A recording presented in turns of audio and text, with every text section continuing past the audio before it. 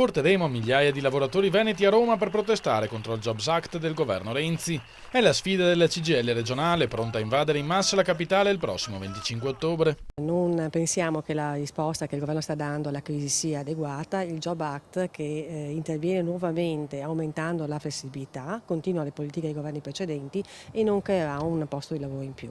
È anche colpa delle politiche sul lavoro, sostengono i sindacalisti, se il Veneto ha perso dall'inizio della crisi 20.000 aziende e 90.000 posti di lavoro. In questi 5 anni ci sono stati 40.000 quasi licenziamenti disciplinari, a dimostrazione che si può licenziare, insomma, se le condizioni sono giuste e sono oggettive. Quello che è inaccettabile è che si voglia rendere legittimo un licenziamento che è illegittimo. Il mito della flessibilità ha dimostrato di non pagare, conclude la segretaria regionale. Contrariamente a quanto si pensa, il lavoro in Italia è molto più flessibile che in Germania o nei paesi del nord. La flessibilità in questi anni, no, ce ne abbiamo a iosa, sono una prova a tutti i giovani, insomma, che ormai hanno forme di lavoro atipica. Non è questo che ci risolve il problema dell'occupazione, assolutamente. Noi dobbiamo dare un'opportunità di lavoro ai giovani. A dar manforte ai lavoratori ci sarà anche una delegazione di studenti delle superiori guidata da Tommy Ruzzante, figlio del consigliere regionale PD Piero Ruzzante. Dal Veneto scenderemo in più di 500 a contestare quella che è la riforma della scuola e quella che è il Job Act,